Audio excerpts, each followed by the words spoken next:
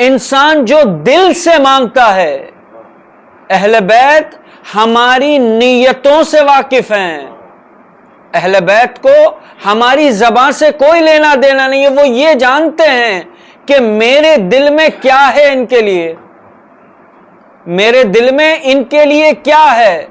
اگر میں اس لیے مجلس میں آتا ہوں، اس لیے منبر پر بیٹھتا ہوں کہ لوگ مجھے واہ واہ کریں، تو اہل بیت میری نیت سے واقف ہے۔ لیکن اگر میں اس لیے منبر پر بیٹھ کر اہل بیت کا تذکرہ کرتا ہوں کہ اس سے میری بھی اصلاح ہو جائے، آپ کی بھی اصلاح ہو جائے، تو میرے امام، میرا پروردگار جو ہے میری نیت کو بخوبی سمجھتا ہے۔ ایک صلوات بھیج محمد وال محمد پر۔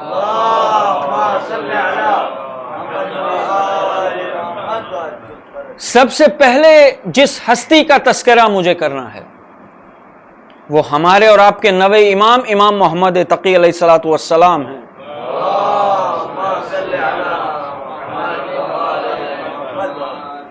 امام محمد تقی کہ جن کی کل عمر مبارک جو ہے تاریخ نے 25 سال بتائی۔ آپ کی ولادت 10 رجب 195 ہجری میں ہوئی ہے اور آپ کی شہادت 29 ذی القعدہ 220 ہجری میں ہوئی ہے۔ سب سے اماموں میں سب سے کم سن امام، یعنی 25 سال 25 ایئرز میں آپ کی شہادت ہوئی ہے۔ اب اگر فقط میں ان کی زندگی کا مطالعہ کروں، جو تاریخ نے بیان کیا ہے، جو ان کی ہسٹری ہے، تو میں فقط اس امام کی زندگی ختم نہیں کر پاؤں گا، میرا وقت ختم ہو جائے گا۔ لیکن جیسا کہ میں نے کہا کہ کچھ نہ کچھ ہر امام سے ہمیں لینا ہے۔ ضروری نہیں ہے، لوگ کہتے ہیں کہ اگر مثال کے طور پر امام اگر کریم ہیں، امام اگر سخی ہیں، میں اگر سخاوت کرتا ہوں تو میں امام بن جاتا ہوں، یہ بات غلط ہے۔ جس طرح پروردگار کے جو صفاتیں ہیں، اگر وہ اماموں کے اندر ہیں تو وہ امام خدا نہیں بن جاتے۔ وہ صفات کو انہوں نے اپنایا، کیوں اپنایا؟ تاکہ لوگ اس صفت سے معبود کو پہچان سکیں۔ تو جب میرے اندر اپنے امام کی کوئی ایک عادت ہوگی اور جب لوگ مجھے اور آپ کو دیکھیں گے تو کہیں گے یہ 12 کا ماننے والا ہے، یہ 14 کا ماننے والا ہے۔ یعنی کہنے کا مطلب یہ ہے کہ میں اور آپ اپنے کردار سے اپنے دین کو متعارف کروائیں گے۔ ایک صلوات بھیج محمد وال محمد پر۔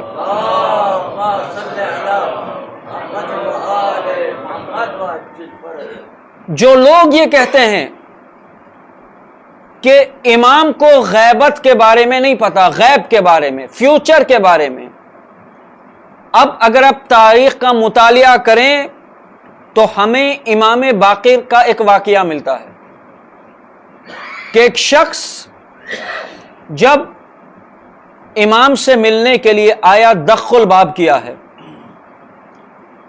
جیسے ہی اس نے دخ الباب کیا، کنیز نے آ کر دروازہ کھولا۔ میں نے کہا نا، امام ہماری نیتوں سے واقف ہے۔ جیسے ہی کنیز نے دروازہ کھولا، اس شخص کی نیت بدلی۔ امام کہاں تھے؟ اپنے کمرے میں موجود تھے۔ امام نے فوراً آواز دی۔ کیا آواز دی امام نے؟ خبردار، ہمارے اور دیوار کے درمیان کوئی حجاب نہیں ہوتا۔ یعنی آپ کہیں گے امام نے یہ بات کہہ دی، اب یہاں سے میں کیا سیکھ سکتا ہوں؟ یہاں سے جو میرے اور آپ کے لیے سبق ہے وہ یہ ہے کہ امام کبھی نہیں چاہتے کہ میرا ماننے والا نامحرموں پر نظر کرے۔ امام کی ایک بات ہمارے لیے نصیحت بن سکتی ہے، ہمیں آنکھوں کے گناہ سے بچا سکتی ہے۔ ایک صلوات بھیج محمد وال محمد پر۔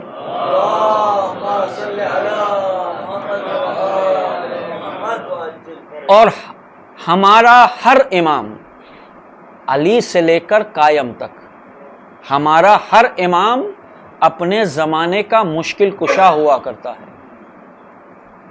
انسان صاف نیت کے ساتھ ان کے در پر آ کر مانگے تو پتہ چلے گا کہ امام کیا دیتے ہیں. ایک شخص کہ جو ابو بصیر جس کا نام تاریخ نے بیان کیا ہے، کون تھے وہ؟ نابینا صحابی تھے. مولا کے پاس آئے، مولا بینائی چاہتا ہوں. امام نے فقط اپنا ہاتھ پھیرا، کیا ہوا؟ وہ ابو بصیر ہو گیا. یعنی جب امام کسی کے سر پر یا کسی کے آنکھوں پر ہاتھ پھیرتے ہیں تو اسے صرف نظریں نہیں ملتی، بصیرت بھی مل جاتی ہے. بصارت نہیں ملتی، بصیرت بھی مل جاتی ہے. یعنی امام جب عطا کرتے ہیں تو ایسا عطا کرتے ہیں کہ پھر وہ ابو بصیر ہو جاتا ہے. ایک صلوات بھیج محمد وآل محمد. تو یہ ہمارے امام کے کمالات ہیں. اگر ہم ان کمالات کو دیکھیں تو ہمیں پتہ چلے گا کہ امام کیا کہنا چاہ رہے ہیں ہم سے. اور ہمارے امام کی ایک حدیث ہے، اسی نوے امام کی حدیث ہے. امام نے کیا ارشاد فرمایا ہے؟ ایک صلوات بھیج محمد وآل محمد.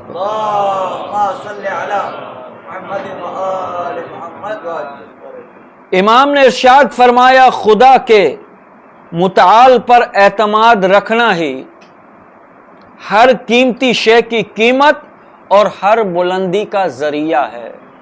یعنی کیا مطلب اس کا؟ اس کا مطلب یہ ہے کہ جتنا خدا نے عطا کیا اس پر شکر کرو. کبھی یہ نہ کہو یہ میں نے کیا ہے. جہاں بات انا کی آتی ہے نا، وہاں پر ایک بیماری پیدا ہوتی ہے جسے تکبر کہتے ہیں.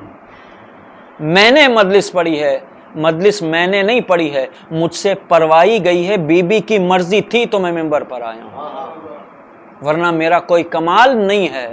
میری زبان سے جو فکرہ نکلتا ہے یہ میں نہیں نکالتا ہوں، یہ بی بی کی مرضی ہوتی ہے. اور روایتوں میں ہے کہ حسین کی ماں طے کرتی ہے کون فرش عذاب پر آئے گا.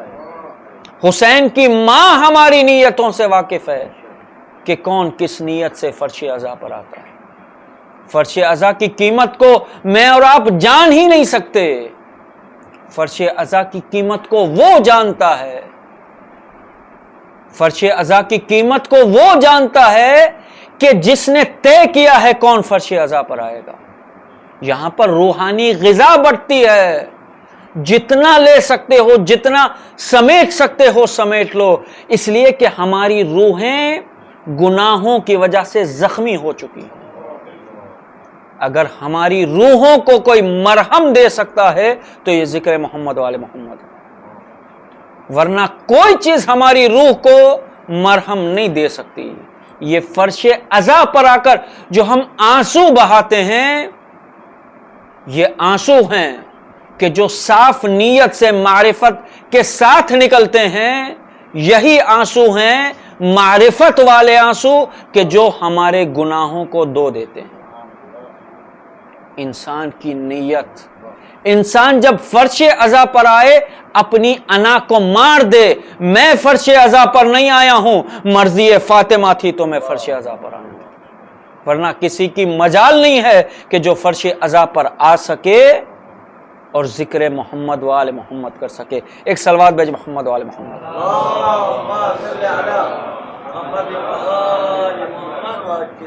تیسری ہستی جس کا تذکرہ کرنا ہے جناب مسلم ابن عقیل.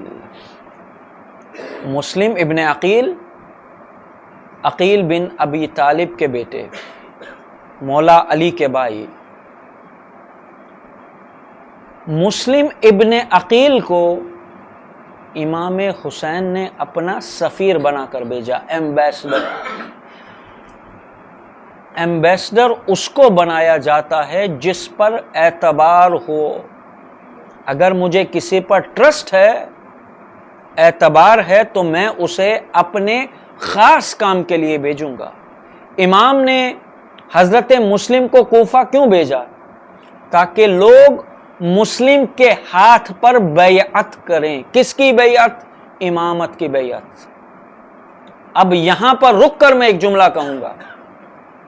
کہ لوگ اکثر دو چیزوں میں کنفیوز ہو جاتے ہیں، ایک ہے تقلید، ایک ہے اتباع. ایک ہے تقلید، ایک ہے اتباع. تقلید مجتہد کی ہوتی ہے، اتباع امام کا ہوتا ہے. اس لیے کہ مجتہد جو ہے ہم پر حجت نہیں ہوتا، مجتہد کا جو فتویٰ ہے وہ ہم پر حجت ہوتا ہے، اس لیے کہ وہ قرآن اور اہل بیت کی روشنی میں ہوتا ہے. لیکن جو امام ہیں، امام کی ہستی خود جو ہے وہ ہم پر حجت ہے، اس لیے کہ وہ اللہ کی طرف سے بھیجے گئے نمائندے. لیکن جہاں بات تقلید کی آتی ہے، وہاں مجتہد کا، مرجع تقلید کا فتویٰ ہم پر حجت ہوتا ہے کہ جس کو فالو کرنا ہمارے اوپر واجب ہوتا ہے. ایک صلوات بھیج محمد وعلی محمد.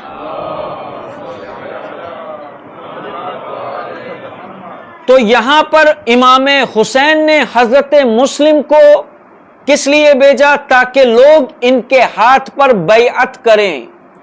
یعنی جس نے حضرت مسلم کے ہاتھ پر بیعت کی، گویا اس نے امام وقت کے ہاتھ پر بیعت کی. امام وقت کے ایمبیسڈر بن کر حضرت مسلم کوفہ میں آئے. 18,000 لوگوں نے حضرت مسلم کے ہاتھ پر بیعت کی، لیکن اپنی بیعت کو توڑ دیا. کس لیے توڑا؟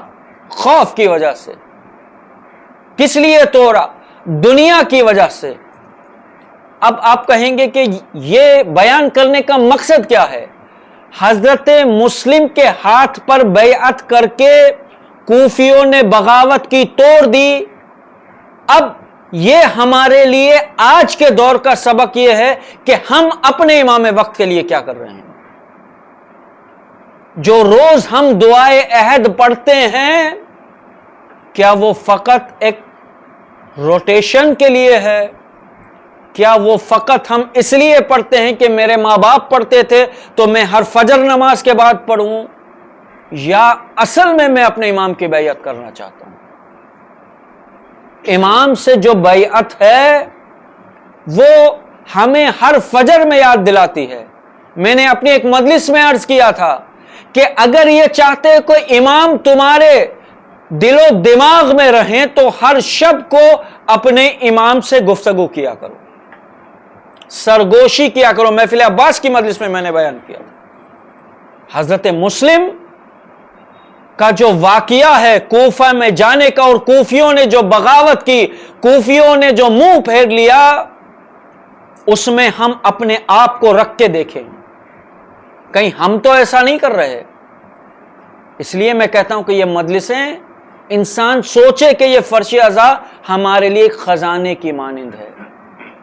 جب انسان اس فرش عزا پر آئے تو سوچے کہ میں اس فرش تک آیا ہوں، پروردگار مجھے جب اس فرش سے اٹھائے تو میرا کردار ایسا کردار ہو کہ جو حسینی کردار ہو. اس لیے کہ امام وقت کو حسینی کردار ہی چاہیے ان کے لشکر میں شامل ہونے کے لیے. ایک صلوات بھیج محمد والے محمد.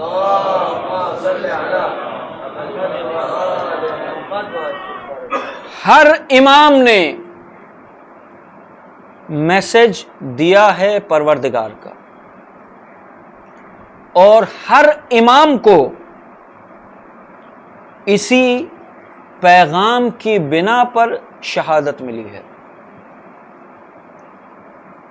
آپ جانتے ہیں امام حسین کے بعد جتنے بھی اماموں کی شہادت ہوئی ہے وہ زہر سے ہوئی ہے. کیوں؟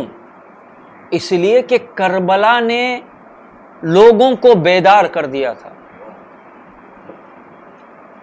ان جملوں سے میں ربط مصائب کی طرف جاؤں گا. پچھلے سال آغاز محرم کی مجلس میں نے بیان کیا تھا کہ کربلا نے لوگوں کو جگا دیا تھا.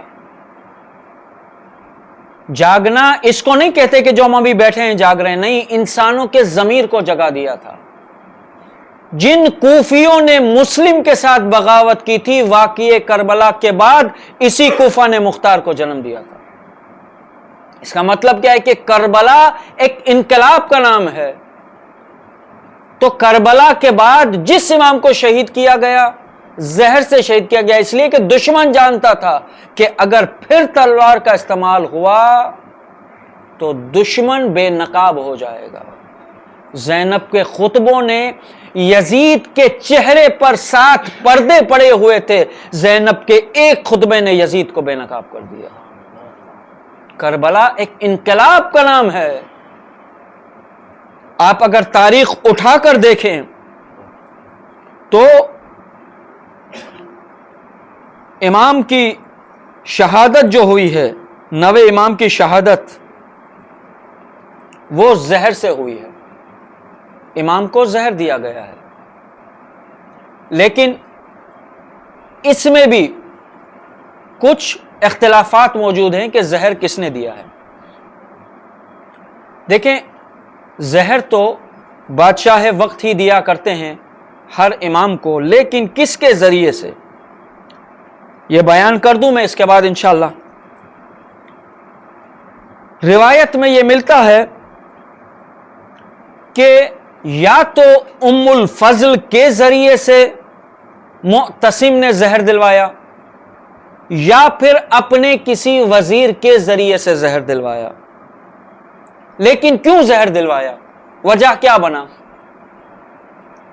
دیکھیں، ایک کیس آیا تھا کہ جس شخص نے چوری کی تھی، اب بات اس بات پر چھڑی تھی کہ ہاتھ کتنا کاٹا جائے۔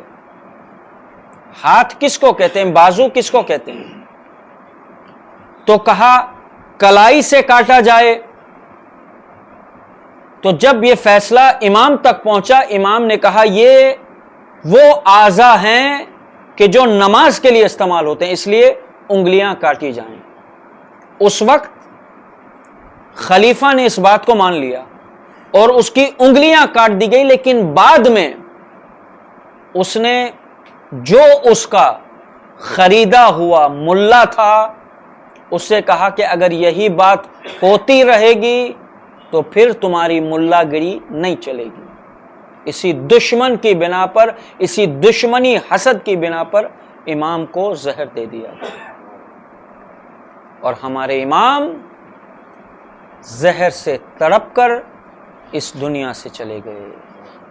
عزادارو، ہمارے 10ویں امام یتیم ہو گئے، لیکن ہمارے 10ویں امام کو یقین تھا کہ میں اپنے بابا کو کفن بھی دے رہا ہوں، میں اپنے بابا کو غسل بھی دے رہا ہوں، میں اپنے بابا کو اپنے دادا کے پہلو میں دفن بھی کر رہا ہوں۔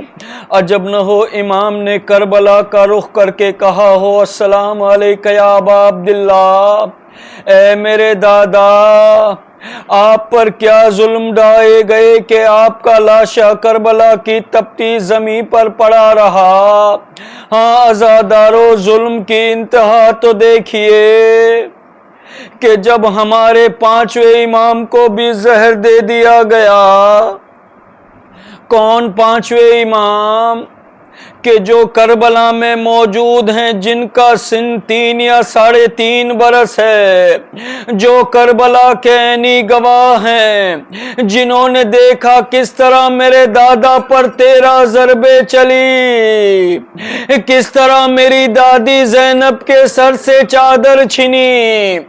کیا یہ مصائب امام کے لیے کم تھے کہ امام کو 57 برس کی عمر میں زہر دے دیا گیا؟ عجب نہ ہو جب امام کا جنازہ اٹھ رہا ہوگا، امام اپنا رخ کربلا کی طرف کر کے کہتے ہوں گے، اے میرے جد، میں کربلا میں موجود تھا، میرے بابا کے ہاتھوں میں ہتکڑیاں تھی، میرے بابا کے پیروں میں بیڑیاں تھی، میرے بابا آپ کو دفن نہ کر سکے۔ عزکم اللہ عزادارو، آج ہمیں اس مظلوم کا تذکرہ بھی کرنا ہے کہ جسے مظلوم کوفہ کہتے ہیں۔ کون مسلم؟ کہ جو سفیر حسین بن کر گئے ہیں. ارے جب مسلم کوفے میں پہنچے ہیں 18,000 لوگوں نے مسلم کے ہاتھ پر بیعت کی, مگر ایک وہ وقت آیا کہ جب مسلم نے عشاء کی نماز پڑھ کے پیچھے مڑ کر دیکھا تو کوئی موجود نہ تھا. حسین کا سفیر کوفے کی گلیوں میں اکیلا رہ گیا. عزادارو, میں نے مختصر کیا, جب وہ وقت آیا نا کہ مسلم کو گرفتار کر کے لایا گیا اور جب مسلم کو دارالامارہ کی چھت سے پھینکا گیا, تب مسلم نے ایک مرتبہ ایک سلام کہا تھا, السلام علیکہ یا ابا عبداللہ. ادھر حسین ایک جگہ پر موجود تھے, قیام کیا تھا, حسین کی آواز آئی, وعلیکہ السلام. پاس میں عباس کھڑے تھے, کہا مولا کس کے سلام کا جواب دیا؟ کہا مسلم نے سلام کیا, اس کے سلام کا جواب دیا. اے عباس, دیکھنا چاہو گے مسلم کی کیا حالت ہے؟ اپنی 2 انگلیوں کے بیچ میں اشارہ کیا. عباس نے کیا دیکھا؟ میری بہن کا سہاگ اجڑ رہا ہے. عباس کو جلال آیا.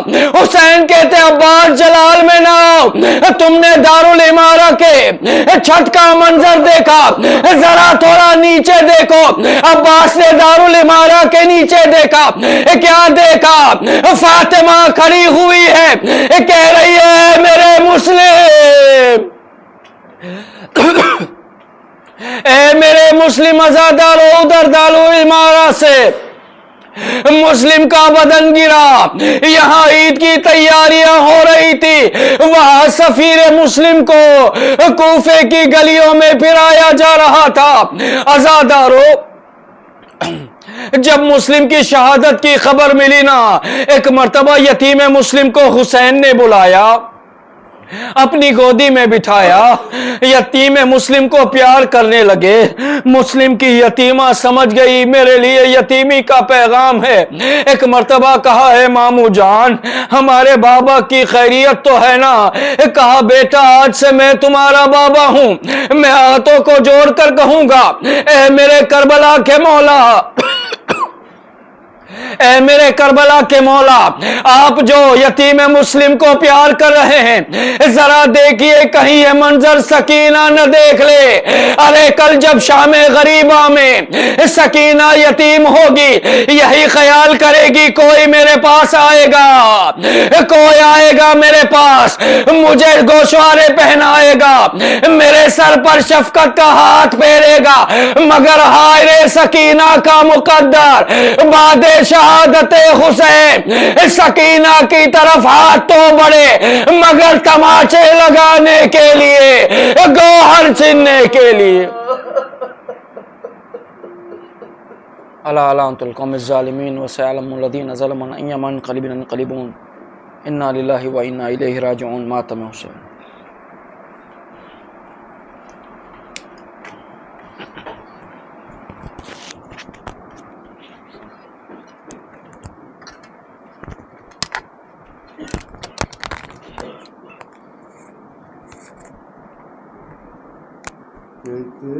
رو رونقی بابا محمد تقی, کہتے رو رونقی بابا محمد تقی. کیا غضب ہو گیا بابا محمد تقی, کہتے رو رونقی بابا محمد تقی, کہتے رو رونقی بابا. کیسا غضب ہو گیا بابا, کیسا سفر یہ ہوا جس سے جدائی ہوئی, کیسا سفر یہ ہوا جس سے جدائی ہوئی. راہی جنت ہوئے بابا محمد تقی, کہتے کہتے رو رونقی بابا. کیسا غضب ہو گیا, زہر سے مارا تمہیں فاطمہ بے چین ہوئی, تیرے سے مارا تمہیں فاطمہ بے چین ہوئی سوئے جینا چل بسے بابا محمد کی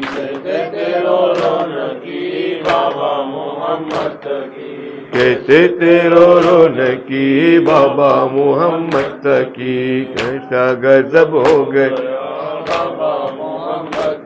عزیز و محمد باقر اٹھا جگ سے ہزار افسوس عزیز و محمد باقر اٹھا جگ سے ہزار افسوس کھلا سر جعفر صادق کا کیا کہوے عزادارو پڑی ہے دھوم ماتم کے جہاں میں عزادارو عزیز محمد باقر یہاں جگ سے ملی راحت نہیں دم بھر علی کی آل کو صد ہے کسی کو مارا خنجر سے کسی کو زہر سے صد ہے اٹھا جگ سے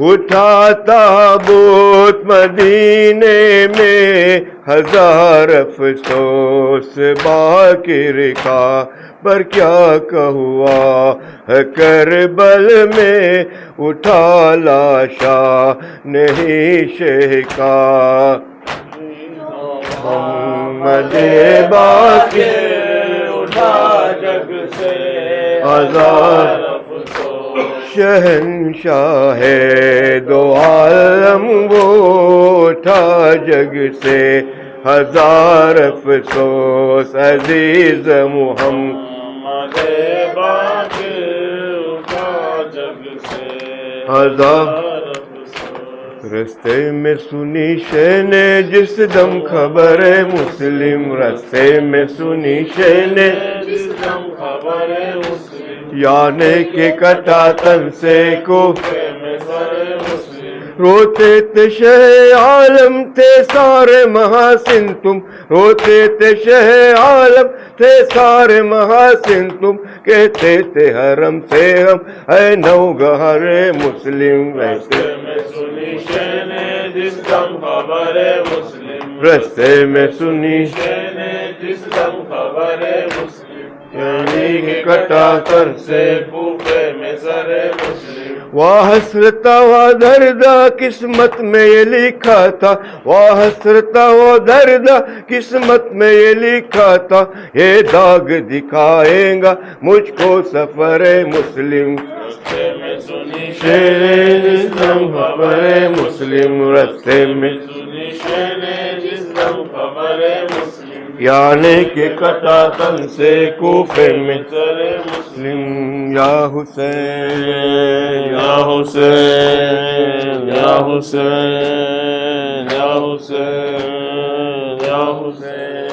اے کربلا حسین کے غم کو نہ بلانا اے کربلا حسین کے غم کو نہ بلانا ورنہ تجھے بسارا ورنہ تجھے بسارا بلا دے گا زمانہ